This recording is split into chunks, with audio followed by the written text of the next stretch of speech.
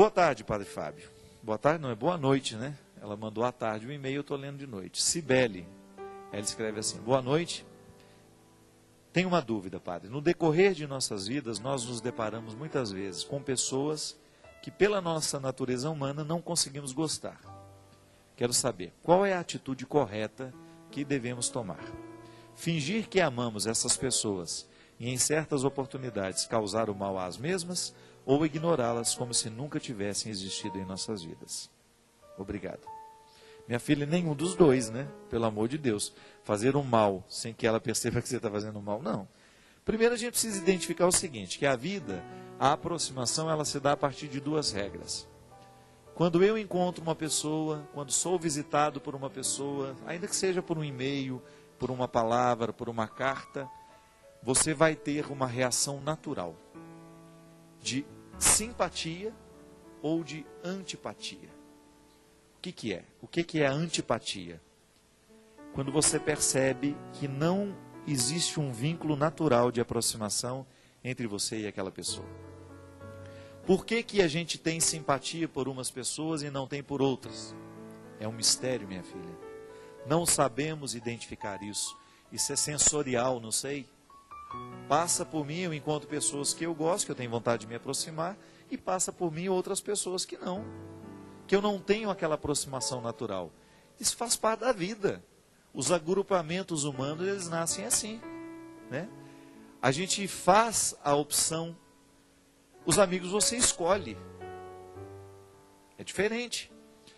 A partir da simpatia que você tem, por causa do parentesco espiritual, eu gosto de dizer isso.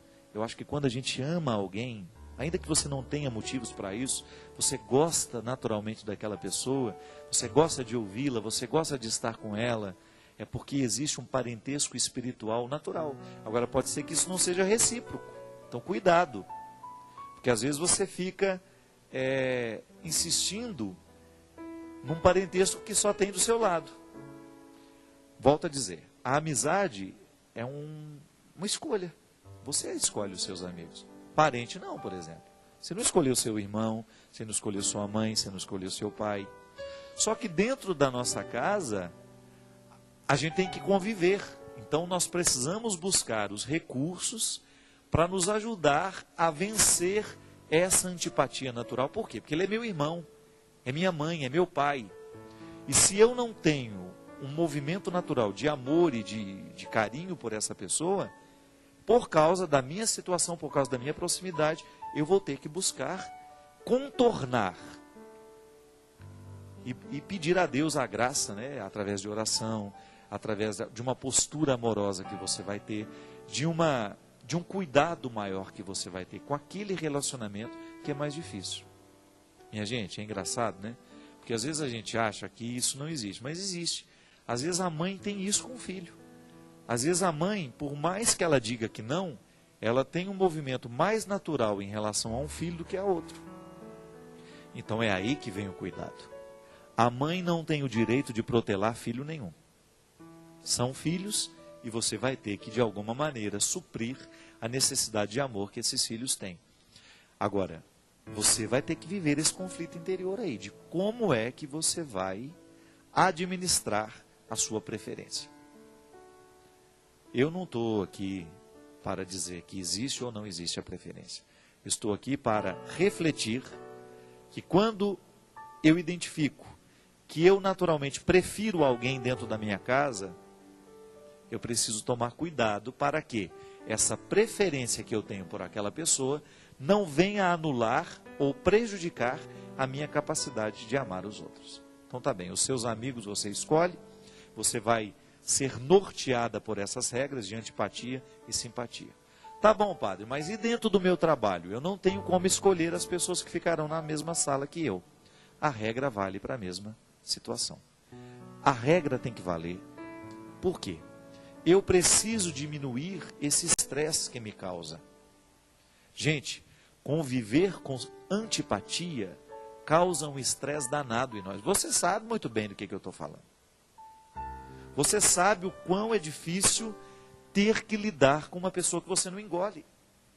Parece que tudo que ela fala te agride. Parece que a maneira como ela se porta te incomoda. São situações humanas que muitas vezes nós não temos controle. Eu particularmente eu reconheço em mim o que muitas vezes me afasta de pessoas. Minha filha, quer me mandar embora é me cobrar. Aquele dia você me viu. Não. Não faço isso com o outro e não tolero que façam comigo. Eu acho que tudo é natural. Eu ser cobrado de uma obrigação que eu tenho, tudo bem. Agora, ser cobrado de afeto, ser cobrado disso, daquilo, estou fazendo a minha confissão, é defeito meu, Eu não tenho facilidade de lidar com gente assim. Eu gosto de relacionamentos naturais, onde não existe forçação de barra e nem tampouco existe o exagero. Eu sou assim. Nasci assim, cresci assim e me aproximo naturalmente de quem me trata assim. Pronto, esse é meu jeito de ser. Essa é a minha dificuldade. Agora você tem que saber quais são as suas. O que te aproxima e o que te afasta. E descobrir ali naquele ambiente de trabalho o que você precisa fazer para que você diminua essa dificuldade e que você comece a estabelecer laços. Porque você precisa trabalhar com aquela pessoa. Aí entra a regra da sobrevivência, que não passa pela falsidade não, viu? Eu acho que é até natural, e eu acho que seria até muito interessante, você ter coragem de dizer, sentar com aquela pessoa e falar assim, bem, você já deve ter percebido que nós temos dificuldades de relacionamento, né? O que nós podemos fazer para um ajudar o outro? Porque é natural que às vezes ela tenha dificuldade também. E quando nós temos essa clareza, quando a gente tem essa facilidade de esclarecer esses aspectos, a gente já dá um passo na direção do acerto. Porque às vezes a gente erra, é porque o outro erra com a gente e a gente erra com o outro, é porque a gente ainda não conseguiu esclarecer isso. Sabe, minha gente, a gente tem que perder um pouco o medo de dizer a verdade. Às vezes nós ficamos muito medrosos, nós temos muito receio de dizer para o outro que o outro está sendo excessivo. Às vezes nós temos... E na hora que você vai fazer isso, você faz do jeito errado. A palavra certa, quando é dita no momento certo, e o outro acatando também, porque você também não tem a obrigação de ficar falando a vida inteira aquilo que você já disse uma vez, e a obrigação é ele acatar, porque a vida é dele. A partir do momento que você identifica que no seu território você quer estabelecer esse limite, é direito seu, e o outro tem que acatar sim. E a partir do momento que a gente lida com um pouco mais de verdade, a gente dá a oportunidade ao crescimento do relacionamento. Às vezes a gente sofre demais, porque a gente não sabe ser honestos. E é difícil mesmo. Eu sei que não é fácil você estabelecer os limites do território, não é? Às vezes o outro invade demais. É engraçado, né? A gente que é público, o tempo todo a pessoa tenta invadir meu território. A pessoa dá palpite no meu óculos, gente. Faz com carinho? Pode ser. Eu vou usar o óculos que eu quero. Eu vou usar a roupa que eu quero, não é verdade? Você já ouviu isso? Às vezes a pessoa se sente no direito de passar um e-mail longo para você, dizendo que você não deve usar aquilo. Me desculpe. O outro dá palpite demais na sua vida, você sofre isso. Eu sei que você sofre. Eu não estou falando de uma coisa que é privilégio meu, não. As pessoas têm que entenderem que até na comunicação escrita, no e-mail, ou na palavra, na carta, tem limite. Que o outro só pode ultrapassar se você deu a ela esse direito. Existem intimidades que isso é questão de educação, que nós precisamos retomar. As pessoas estão muito deselegantes, como diz Ana Anhenberg. Que deselegância, é verdade. Nós somos deselegantes demais quando nós damos palpite naquilo que a gente não foi chamado. Os relacionamentos, muitas vezes, dentro da nossa casa, entre os amigos, são assim. As pessoas estão invasivas demais. Nós estamos numa época em que a comunicação é fácil. No Twitter você entra, você fala o que você quiser, você dá palpite no que você quiser, você fala com aquela pessoa. Agora, cuidado, porque as regras da elegância, do bom senso e da intimidade valem para toda e qualquer forma de comunicação. É interessante que a gente tenha o cuidado de saber o que eu vou dizer para aquela pessoa. Eu tenho direito? Ela me deu liberdade para isso? Será que eu estou sendo coerente com o tanto de intimidade que eu tenho com ela? Será que eu estou agindo a partir do meu lugar? Será que eu tenho compreensão do lugar que eu ocupo na vida dessa pessoa para eu dizer o que eu vou dizer? Você sabe? E às vezes o contrário também acontece. Às vezes você tem toda a intimidade com aquela pessoa, você é irmão dela, você é amigo íntimo, e você não tem coragem de ultrapassar o território que é direito seu ultrapassar, porque você tem intimidade. Então, ultimamente, os nossos relacionamentos estão tão pouco qualificados porque nós erramos dos dois lados. Ou a gente erra porque a gente ultrapassa e fala o que não é direito a gente dizer, porque o outro não me pediu opinião e nem tampouco me deu liberdade, não tem amizade comigo, não tem intimidade comigo para me permitir dizer o que diz, ou porque eu tenho a intimidade com ele, mas não me exerço no papel que eu deveria exercer. Eu não sou com ele honesto o suficiente para apontar nele aquilo que a nossa amizade nos dá direito a apontar.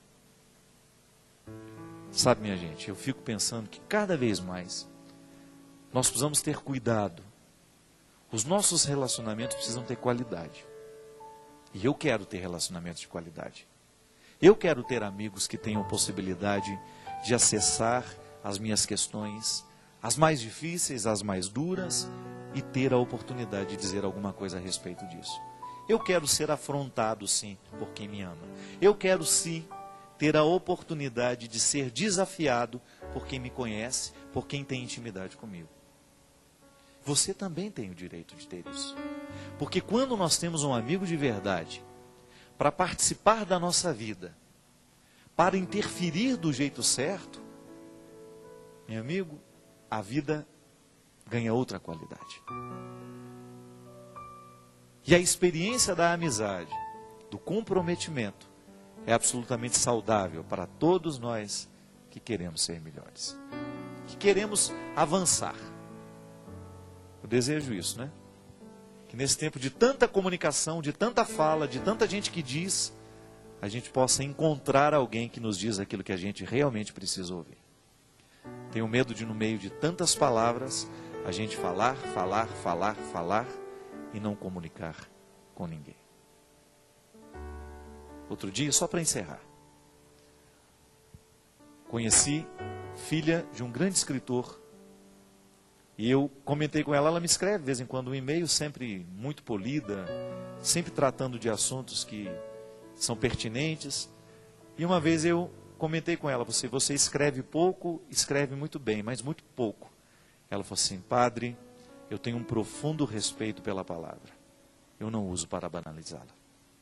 Eu acho que isso tem nos faltado, minha gente, o uso da palavra do jeito certo. Eu desejo do fundo do meu coração que a palavra certa, no meio de tantas falas, de tanta gente que fala tanto, você tenha a oportunidade de ouvir uma palavra que possa lhe fazer bem e ao mesmo tempo oferecer a alguém uma palavra que possa mudar, que possa fazer a diferença. Obrigado pelo carinho, que Deus lhe abençoe, até a semana que vem. Ele que é Pai, Filho e Espírito Santo. Amém.